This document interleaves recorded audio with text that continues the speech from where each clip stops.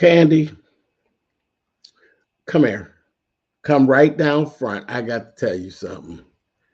Mama Joyce wants to know who the hell's taking out this garbage and why don't you have a handle on it? And you better start giving some answers. And I mean right now.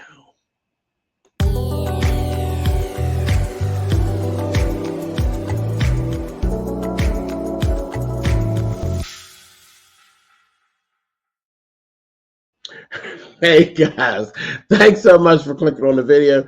This is my review for Real Housewives of Atlanta. This is season 15, episode 5. Like I said, Mama Joyce wants to know, why is it that Ace ain't taking the garbage out? He is 6 years old. He's 6 years old. Why ain't he got a job for the sanitation company, Candy? If Todd was a real father, he'd have that boy riding on the back of the sanitation truck. Ain't that right, Mama Joyce? Child, Mama Joyce, if you don't get somewhere and sit down.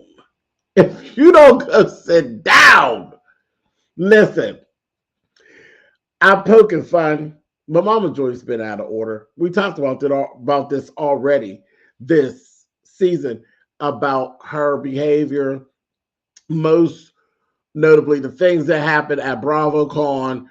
It showed her and Candy haven't actually spoken since BravoCon. And in this episode, we finally got to where she's like, you know what, it's enough. They keep bringing it up about what I'm hearing. See, y'all tell me what y'all think. But what I'm hearing, I keep hearing them throw the Kayla thing in. They're throwing the Kayla thing in. I think it really has become an issue where, like, Kayla is really not comfortable with what is being said and the way things are being done. I think it really is a thing. I think it really is a thing. And a lot of it, of course, we're doing for the show, because let's just really be honest. Candy and Todd and the whole time thing, it's a very boring storyline, and I'm about ready to throw it away myself. I'm not going to keep indulging myself in the Candy not giving Todd time. It's kind of corny for me, and I'm not going to continue to talk about it. So, you know, they can do what they want to do with it. It's one of those storylines for me that I'm just going to throw in my throwaway bin. I don't even want to talk about it. I don't care about it. I think it's a reach. And truly, Mama Joyce is actually providing the storyline for Candy and family at this point. I don't know what's going to go. Well, there's some stuff that's coming down, you know, because Candy's being targeted by Marlo, and also she gets targeted, you know, by a few other folks. And then you got old Courtney targeting Candy. So things for Candy that will get a little more interesting. But what we actually have right now for Candy is really a bunch of nothing. So the Mama Joyce thing, Mama Joyce is supplying the storyline for her family right now. It's risky though. For me, it's risky because we have grown to love Mama Joyce and her shenanigans and her antics. But it would be very easy to get to a point where you would be like, you know what, I'm getting a bad taste in my mouth for her. But not me. I just, you know, Mama Joyce is Mama Joyce. But if you know, listen, the show's been around for 15 seasons, but there are always new people. There are always new people. So, you know, people could come in and Mama Joyce just literally rub them the wrong way, who don't know the background. Actually, knowing the background was kind of making me a little irritated with Mama Joyce, but I love Mama Joyce. You know, we like the OLG. So it's just kind of one of those things. So I say it's very risky at this point to be actually using Mama Joyce as the storyline, because it was so touchy. It really was so touchy. And then this thing with Kayla and all of that. And then they throw Ace in there a little bit. But no, right now, Kayla is Todd's daughter. And being an outsider, because she's an outsider. I don't give a goddamn what you say or how she was married in. She's Candy's stepdaughter. That's a touchy place of Mama Joyce always talking smack about Todd. It really is. And some of it is for the show, and some of that shit she really means. She really means. Me personally, I couldn't imagine me sitting at her house or at Candy's house for that matter with, that whole, with, I wouldn't mess with her personally, but I'm just watching. But me personally, no. My dad's and my father's mother-in-law carried on the way that they portray Joyce to carry her, I wouldn't sit around them. And she's grown. I would not sit around them. I would not mess with them at all. If you want to be stupid and you want to play with these people, you go play with these people. But I wouldn't sit under that. I wouldn't go around them. I wouldn't. And I would feel some type of way. Especially like I said, with that whole, when you go back and look at the old stuff about how Todd's mom used to go at it with Mama Joyce, and then it looked like she kind of cleaned it up a little bit. And then, now the lady is dead and she's been dead a while, and Mama Joyce is like geared all the way up in the high gear with it again. Because Mama Joyce basically, Candy was like, okay, it's enough. It's too much. I'm going over. I'm going to talk to my mom. And I'm not going to play with her, basically, like I've been playing with her. I'm going to really put my foot down. Child, Mama Joyce was like, yeah, okay, girl, whatever. Okay. Right. Basically, I said what I said. Like, I mean, it is what it is. You can feel however you want to feel. But I said what I said. That's what she said, basically. And she's adding new layers. Like, again, like I said, it's very touchy. She adding new layers because now you're coming for Todd's manhood and stuff. Because she's talking about why isn't Todd teaching Ace to take the garbage out and this, that, thing, and the other, and he's 6 years old. And Todd should be doing that. He's a father. If he's a good father, he would be teaching that. So now you're coming for his fatherhood. You're coming for his manhood. You want to run Candy's house. I don't even get it with what men is supposed to be doing. Because now, to be honest, Mama Joyce, now, girl, you got to practice what you preach. Because, see, we seen you run through some of Candy's money and literally fool with a man who tore a house up that Candy had remodeled. Candy remodeled the house, and you literally let this man kind of walk you through tearing this house up when it wasn't even necessary. And you was just so, because I don't believe that was all. That wasn't you. That was you being a fool for a man, doing what the man wanted you to do. See, there's men who want to be things that they're not. And that's what I got from that old boyfriend. He wanted to be like a contractor. He wanted to do remodeling on how he was tearing up Candy's goddamn house that she was having Mama Joyce living in. And the house was freshly remodeled. And Candy was pissed. That was y'all remember that? That was a mess. And that was you not practicing what you preach. You wasn't able to run that man. That man was tearing up, and it's costing Candy money. Not you, but costing Candy money. The stuff he's doing over there upsetting Candy. And what'd you do, Mama Joyce? You ain't do nothing until the relationship fell apart and then the man wasn't there no more. But at the same time, now you're going to sit and try to run Candy's house and Candy's marriage. Practice what you preach. Because you wanted Candy to shut up. You was upset that season, baby. Every time Candy said something, you was just combative. And Candy was right. You was playing a fool for that man. Candy knew that man didn't have your best interest at heart, and we knew it too. We was sick of that damn man. Was so glad when he left. And Candy threw a little jab in there. I said, "You gonna pay for that, Candy? Oh, you gonna pay for that?" When Mama Joyce watched that back, because I think it got in. I think it slid over her head and under her feet a little taste. But when she watched it back, she probably mad right now. When you told her, baby, when you get a man, honey, because you ain't got no man. What kind of thing? Because she's going to tell her about going to the strip club. Todd going to the strip club.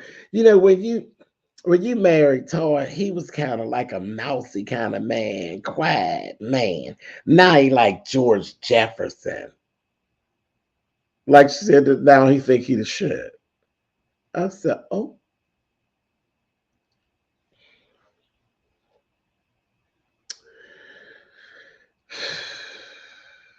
Some of that stuff she be saying about Todd is just kind of, it's a lot. It's a lot to digest. Mama Joyce be doing a lot. You be doing a lot.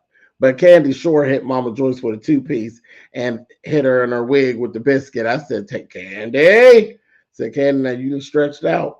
You gonna pay for that, though. You gonna pay for that. I promise you, when Mama Joyce watched that in the playback, she was like, Candy, wait a minute now. Hold on, because I'll slap you up in your throat. You know? She said, well, what kind? I ain't worried about going. So I go to the strip club with my man. I ain't worried about no strippers and no strip club. Todd ain't going to. She said, what kind of things you and your man like to do, Mama? She said, oh, see, that's right. You ain't got no man. I said, you going to pay for that. You going to pay for that. Yes, you are. Yes, you are. Anyway, then she told her, oh, and then Mama Joyce wanted to throw that out. I said, girl, look at you being the most, honey. So, honey, none of them strippers down that club look better than me. I said, go ahead, Mama Joyce. Just like that. Don't none of them down there look better than me, honey. But I screamed that Todd was meek and mild, honey, and now he's like George Jefferson. I said, just clowning him the whole way around. She gave double entendre, honey. She read Todd down. I said, oh, gosh. Anyway, Katie talking about, we need to go to counseling. No, y'all don't. Mama Joyce needs to just shut up and stop it. That's all. Ain't no counseling.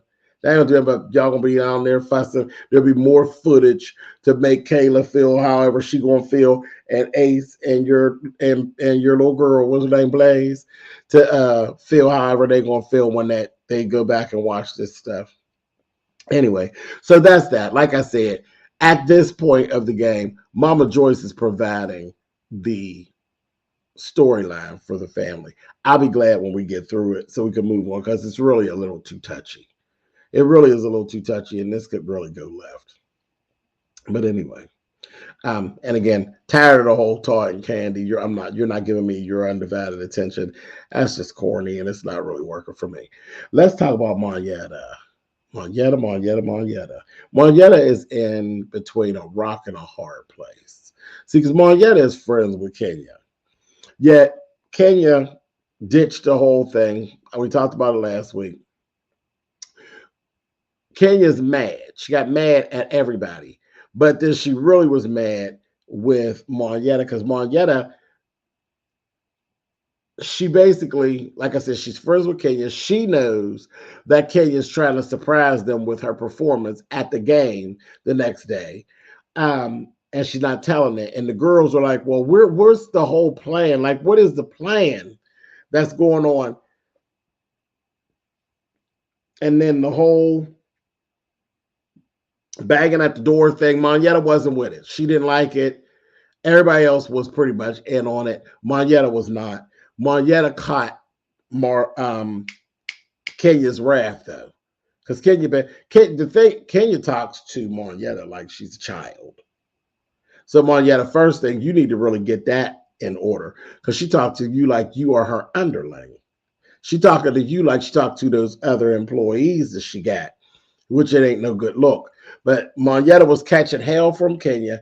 Then Marlo turned her sights onto Monyetta, because again, she's Candy's friend and she's also Kenya's friend. So she has a nice little target on her back. Anyway, Marlo turned her sights on the Monyetta and start misusing Monyetta, talking smack to Monyetta. Then when they went down, y'all can stop all these lies. Stop this lying, all of you lying asses.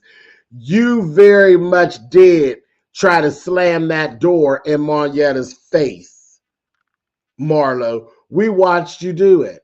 And Monyetta knew you did it. But the worker is Monyetta talk a good game, but Monyetta ain't about that life. Monyetta told you who she was. I got Pookie and Ray Ray and them on speed dial. She got the cousins that she'll call in to fight, but she ain't no fighter like that.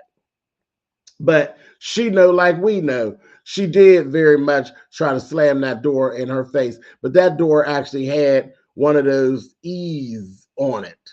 So it's just like my storm door on my forever glass. It's all glass storm door. It has an ease. It don't slam, because if it slammed, it would break. So that door was, as you could tell, it was a heavy door, and she did push it as much as she could, but it had that ease on it. Is the only reason why I didn't slam on Monyetta's arm or in her face like that. But Marlo was being nasty. She tried it really bad with that door situation. That was a mess. That really was a mess. And when Kenya called Monyetta and called herself chastising her on that phone, I said, that's a mess. Then told Sonya, and Sonya wasn't doing anything really at that time. She's like, well, we were just trying to figure out what's actually going on instead of, and she was just like, just went left on. Sonya was like, well, you just go home. You can go home. I said, what? You can go home. Remember, Sonya was running back and forth. Like, she drove down with them on the thing. Then she was running back home and then running back. She running back and forth. That's hours in between running back and forth. And you told her you could just go home. And she went home. She went home, and Sonya better than me, because I'd go home and I would never mess with Kenya again. I wouldn't give a goddamn what they were doing. Only time me and Kenya would be filming together if it was something that, some party or something we were all, she wouldn't be inviting me to anything. I would never attend anything that had to do with Kenya Moore, ever.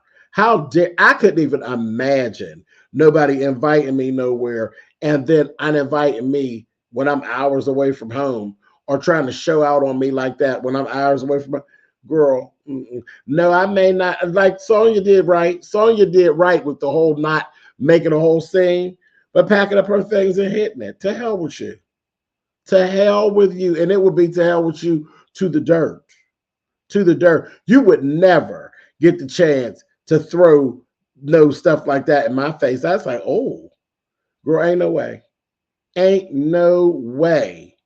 I was like, wow. And then you see how things turned out? Turned right around and got sick as a dog. Ended up having to go to the hospital. Kenya ended up having to go to the hospital. It was a whole big old mess. And then the girls went and they backpedaled and they pussy popped. And Marlo told she wanted to do a prayer and all this stuff. And then she tried to make up with Monyetta. But that's Marlo. I wouldn't be fooling with Marlo either. Marlo does the worst stuff and then tries to make up with people. Child, and when Monyetta said, I usually don't negotiate with terrorists, but I got my cousin and them on speed dial. I just kind of laughed at that, but I was like, girl, the worker is, honey, Marlo plays in your face. She played in all y'all's faces.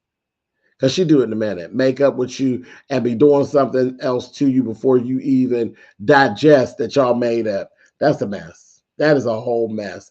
But this was the other thing. What's the other thing?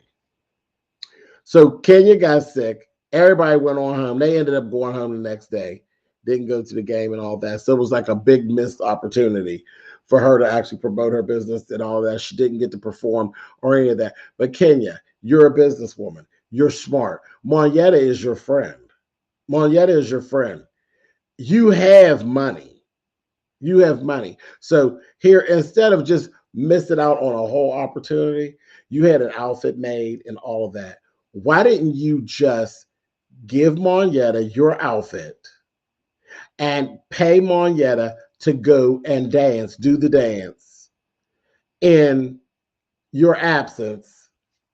Because the people didn't know you was coming to dance. You could just say that, Kenya Moore hair care, she sent a majorette, dance routine to entertain the people. You should have made the best of that. Y'all were there. Monyetta, she choreographed the dance routine, and she ended up doing it on the show anyway.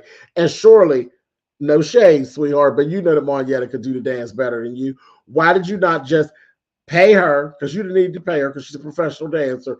Just pay her. I mean, that didn't have to be a complete missed opportunity. But you wanted attention, but you would have still got the attention.